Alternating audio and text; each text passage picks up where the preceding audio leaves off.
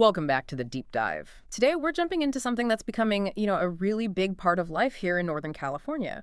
We're talking about the electric vehicle ecosystem, specifically around the greater Sacramento region. EV adoption here is it's soaring. It really is. And that massive growth, I mean, you see it all over Sacramento County, Placer County. It's created this interesting logistical gap. Drivers love their EVs, but that fear of running completely flat, what we all call range anxiety, that's still a very real thing. And it's not just this abstract fear anymore, is it? With so many EVs on the road, you're seeing the real-world problems pile up. I'm talking about showing up to a public charger and it's broken. Or you're stuck somewhere late at night. And don't even get me started on apartment dwellers. That's a whole other can of worms. Absolutely. The problem is moved from theoretical to very, very tangible. And it needs a specialized solution. Our sources today, they really center on this real-world model. A company called Sacramento Mobile EV Charging. They're basically a new type of service designed to fill that exact gap. Okay, so let's unpack that. The mission for this deep dive is to really get into the nuts and bolts of a service like this. We need to understand the logistics, the tech they're using, and, the actual value proposition. Is this kind of thing the missing piece that makes having an EV feel totally safe? Right. We're going to focus on the mechanics of it, keeping it calm and neutral. This isn't just about roadside assistance. It's about understanding why the old ways of dealing with a stranded car they don't work for EVs, and how this new model gives a clear, predictable benefit to a driver in, say, Roseville or Folsom. That's a great point. And to really get why this mobile charging idea is so powerful, we have to start with the inefficiency of the old way. Right. So what happens when your EV dies in Sacramento? Let's say you're stuck on Highway 50 during rush hour, or you're deep inside some downtown parking garage. The pain points they're significant. And it doesn't matter where you are. Being stranded on a major road like Highway 50, or trying to figure out what to do with a dead car in a parking garage near the Capitol, Yeah. it's a crisis. And when that battery is totally drained, a lot of modern EVs, for safety, they just immobilize themselves. The transmission might lock up. You can't even get it into neutral. Wow, so you can't even push it out of the way. That sounds incredibly stressful and honestly pretty dangerous. And the sources, they call the old solution the towing trap. That sounds dramatic, but I'm guessing it's accurate. It is a trap. It Gross. really is. Because the solution towing is completely wrong for the problem, which is just a lack of power.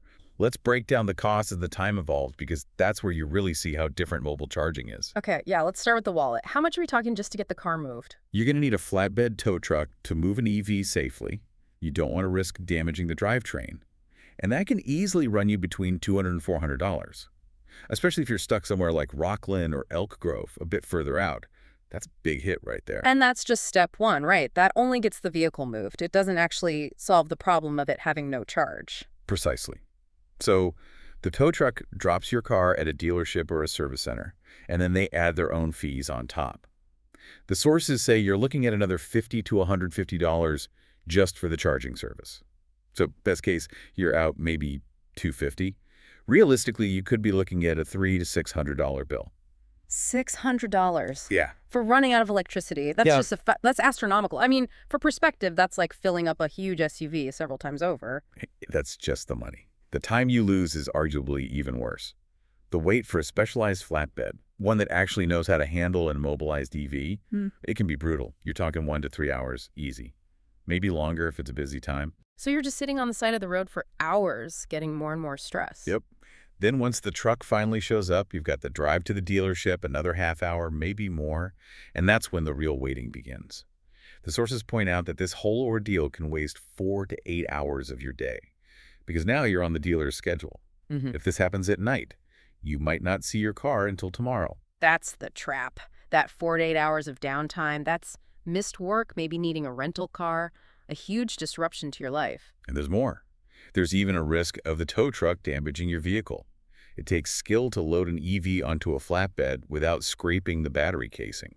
So the key realization here, and this is what changes everything, is that this is a battery problem, not a tow truck problem. That's it. That shift in thinking is everything. The goal shouldn't be to move the car to a charger. The goal should be to bring the charge to the car. And that's the whole idea behind a service like Sacramento Mobile EV Charging. Exactly. And that shift gives drivers so much more confidence. If you know there's a simple, fast, predictable way to get going again, one that avoids that $600 trap, your anxiety just plummets. Okay, so let's dive into that solution. How does this emergency range recovery actually work? What's the technology? What's so interesting is how focused it is. The service is explicitly for emergency range recovery only. Mm. They are not trying to be a mobile DC fast charger. The sources are really clear on this.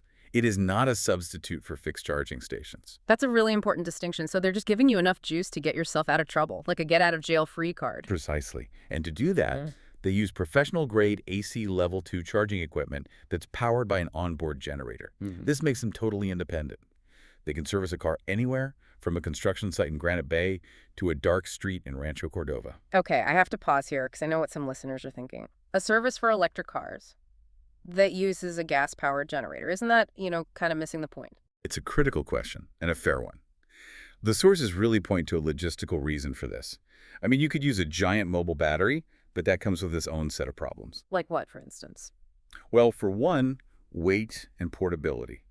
A generator that can put out 7 to 10 kilowatts is way lighter and more compact than a battery that can do the same thing for a half hour and still have enough power left for the next call. And then there's refueling versus recharging. You can refuel a generator in minutes and be ready for the next dispatch. A huge battery bank.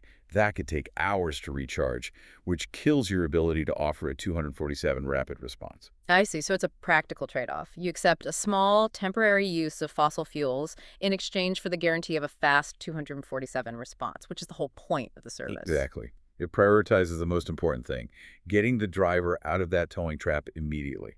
Now, about that level 2 charging, it typically delivers around 7 to 10 kilowatts. We should probably translate that into actual miles for the driver. Yeah, good idea. So what does, say, 15 minutes of charging actually get you? For a typical EV, 15 minutes of level 2 charging will give you roughly 3 to 6 miles of range. Now, that doesn't sound like a lot, but if you have 0 miles, those 3 to 6 miles are everything. It's enough to get you to the nearest proper charging station in Roseville or Folsom. It turns an impossible situation into a manageable one. That really clarifies that emergency range recovery mission. They're not trying to get you home. They're just trying to get you to the next functioning charger. And the whole process is supervised. A licensed technician is there the entire time, making sure everything is safe, the power draw is correct. It's a professional service. What about compatibility? That's a huge headache in the EV world. You've got Teslas, Rivians, older Leafs. Can they handle everything you see around Sacramento? They have to. For an emergency service, being universal is non-negotiable. So their equipment supports all the main connectors. You've got the J1772, which is the standard for most non-Tesla EVs in North America. Okay, so that covers a lot of the cars out there. What about the newer standards? They've got that covered too.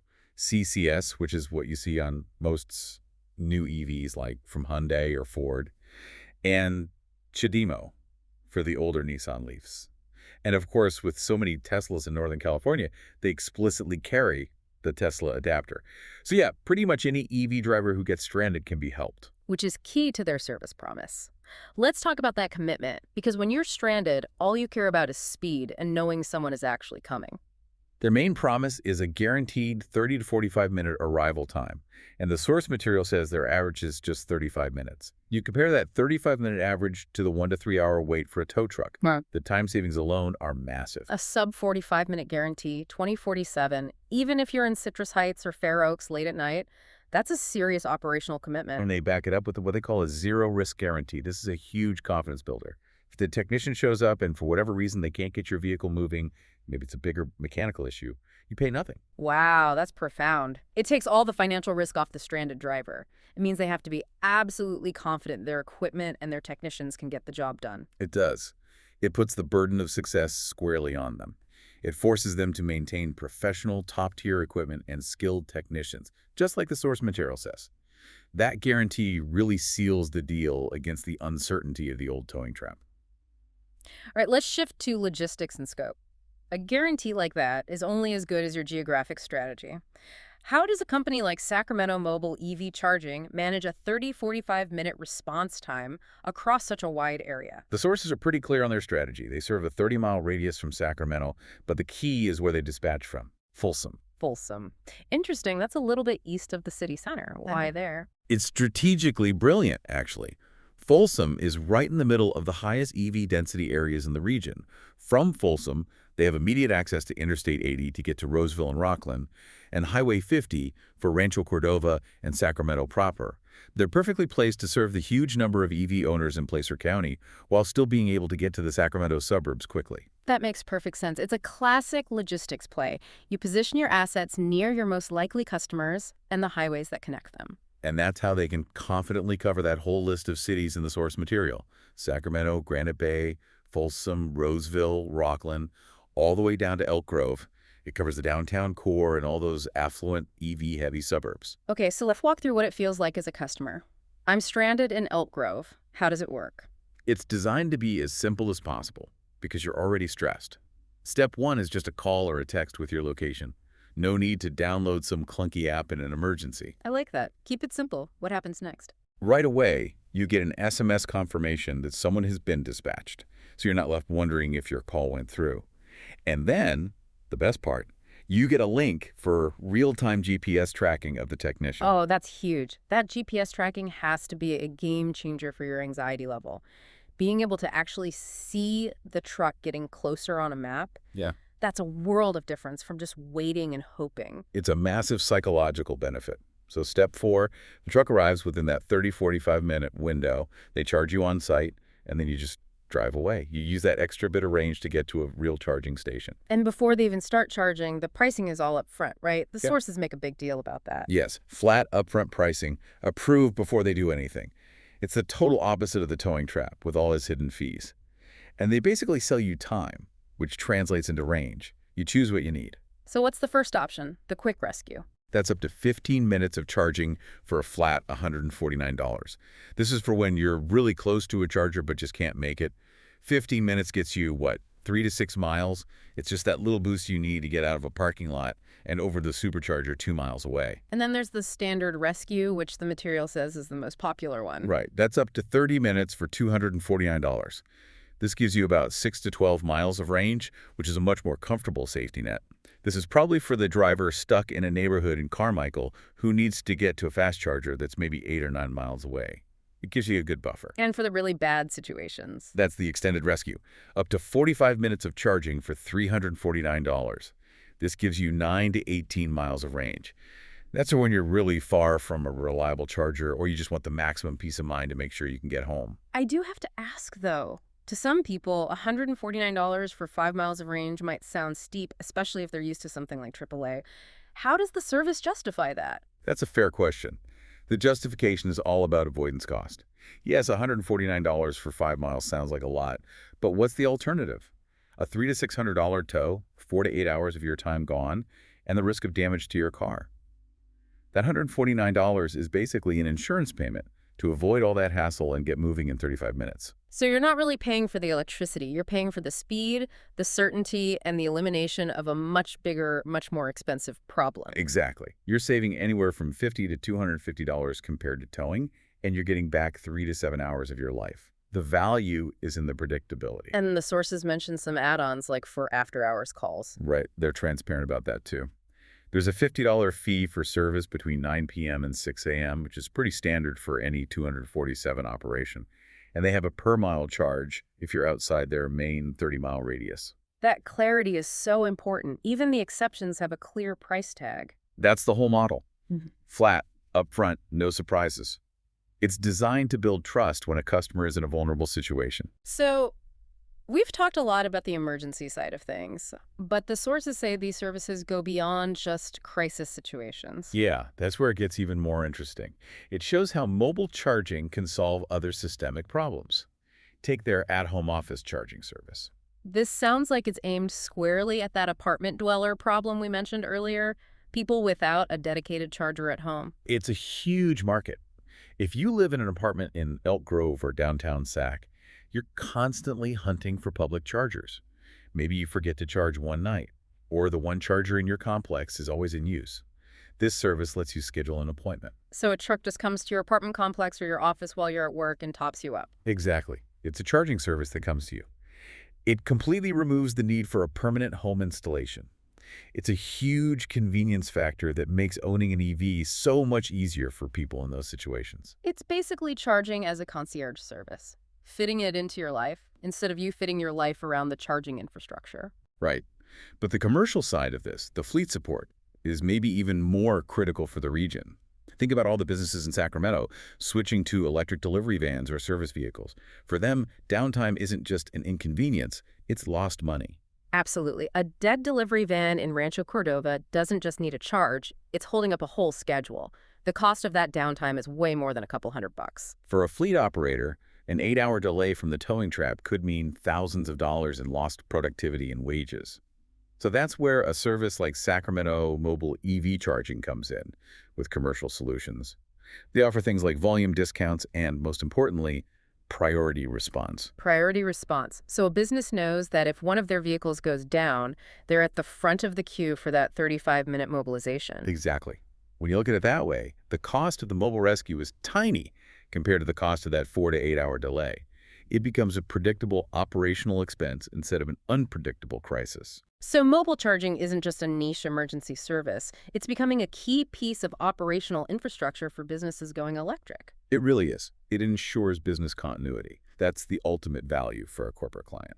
So wrapping this all up, it seems pretty clear. As the number of EVs in Sacramento and Placer County keeps exploding, these specialized rapid response services are becoming a necessity. They really are. This model, using level 2 mobile charging, acts as the ultimate insurance policy against range anxiety. It solves that one big fear that holds some people back. What happens if I'm completely stranded? It really does seem to complete the puzzle. You've got home charging, public chargers, and now this rapid recovery layer that saves you from the worst case scenario. It's a high-value, localized solution that's built for the realities of EVs. And the pricing transparency just reduces the stress of an already stressful situation. We've talked a lot about how this works today with this reliable generator-powered Level 2 system. But looking ahead, it does raise an interesting question about where the tech goes from here. It does. I mean, the reason they use level 2 now is because it's safe, simple, and portable. But here's a thought for you to consider. As car batteries get bigger and can take faster charges, will these mobile units need to evolve? Will we start seeing mobile DC fast charging units? Wow, that would mean much bigger, heavier, more powerful generators. The cost to deliver that service would skyrocket. But you could deliver, what, 50 or 100 miles of range in just a few minutes? Exactly. So that's the question. Will the industry decide that the huge cost and complexity of mobile DC fast charging is worth it? Or will the main job of this service always be that quick, high-value mission? Just give the driver enough of a level 2 boost to escape the tow truck and get themselves to the nearest fixed station. That's a great question. Cost and complexity versus raw speed and range. It will be fascinating to watch how services like this in high-density EV areas like Sacramento evolve over the next few years. That's definitely something for you to mull over. A great thought to end on. Thank you for joining us for this deep dive. We'll see you next time.